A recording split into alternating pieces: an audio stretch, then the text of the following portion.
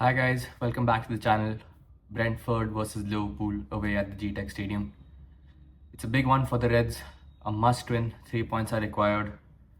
We know how Brentford play, very direct counter-attacking football, sit back deep when defending, and that's been a problem for the Reds to break through this season. We saw a similar play style against Forest, and we know how difficult those games were.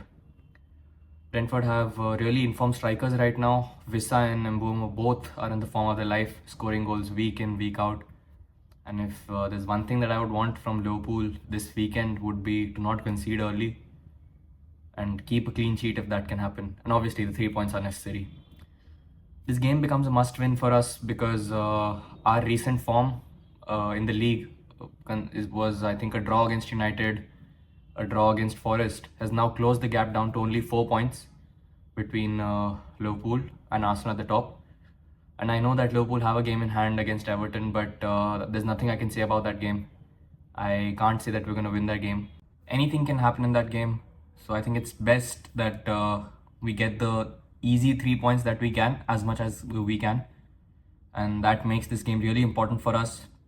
We know Brentford have a really brilliant home record this season. I think all of their wins have been at home this season. So it's going to be a tough game. They sit really deep when defending and play a 5 at the back. Their players are in form. They recently got a 2-2 draw against City whilst they were 2-0 down. So I think that's a great momentum boost for them. And they look good this season. So it's going to be a tough game. But I'm hoping that we can come out as winners. Arne Slot recently said in his press conference that Jota won't or might not be available for this game because he felt a slight niggle after the Forest game that he played. I think he played half an hour or so. That is one thing about Jota that doesn't fit right with me, is that he's a great player, the most clinical striker that we have in the squad, but he's too injury prone. His goal scoring record this season has been decent, but he gets injured way too often, and I think that is something that may be a reason why we may not win the league at the end of the season. So I'm not going to jinx it, but Jota won't be available, and I don't want Diaz playing the number 9 as the number 9 in this game. The false 9 experiment with Diaz dropping down in midfield to pick up the ball, that hasn't worked in recent weeks. So I think the only other striker that we have in the squad is Darwin Núñez. He's going to play, and I hope that he scores because his numbers haven't been great this season. Lineup, I think Liverpool wise is going to be the same. It's just that Jota won't play and Núñez will come in. So Alisson should start. I hope he keeps a clean sheet. And there's a stat which said that out of the 20 shots that Alisson has faced after he came back from injury, 9 or 10 of them have ended in the back of the net. So out of the 20 shots on target that he's conceded, 10 of them have been goals. So that isn't a good start to, I think, describe his performances. I think the goals that we conceded were brilliant goals. There was nothing that Alisson could have done about it, but definitely I don't want his morale to go down because of this. And I believe the whole team can get a clean sheet in this one. Just don't concede the early goal. Play like you do in the second half, in the first half, because a lot of our first halves this season haven't been great, and we've switched on in the second half. We generally require a shot on target from the opposition for us to wake up and then get in the game. I don't want that to happen this time.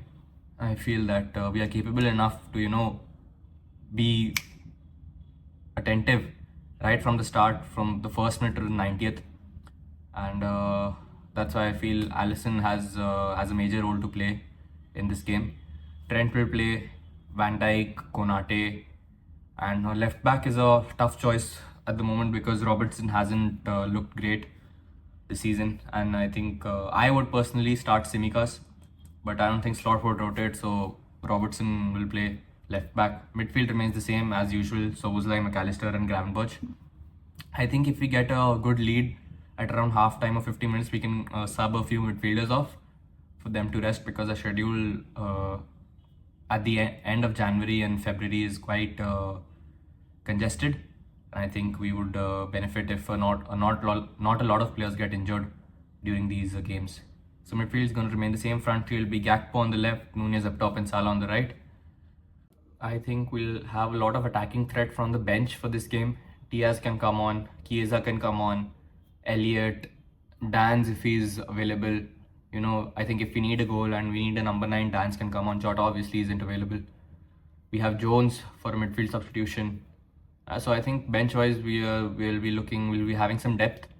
And my score prediction for this one is going to be a 3-1 Liverpool. Obviously, I would want a clean sheet, but a 3-1 would be a decent scoreline. I'll take a 1-0, I'll take a 2-0. As long as we're getting 3 points, it's fine. Arsenal play later in the day. I think they're facing Aston Villa at home. And I believe Aston Villa can get a draw. They have enough quality and enough attacking threat that they can score, I think, 2 goals, because Ollie Watkins is looking fine. Onana has been a brilliant signing for them. So Arsenal versus Aston Villa, I hope they draw. And yeah, that's it for this video.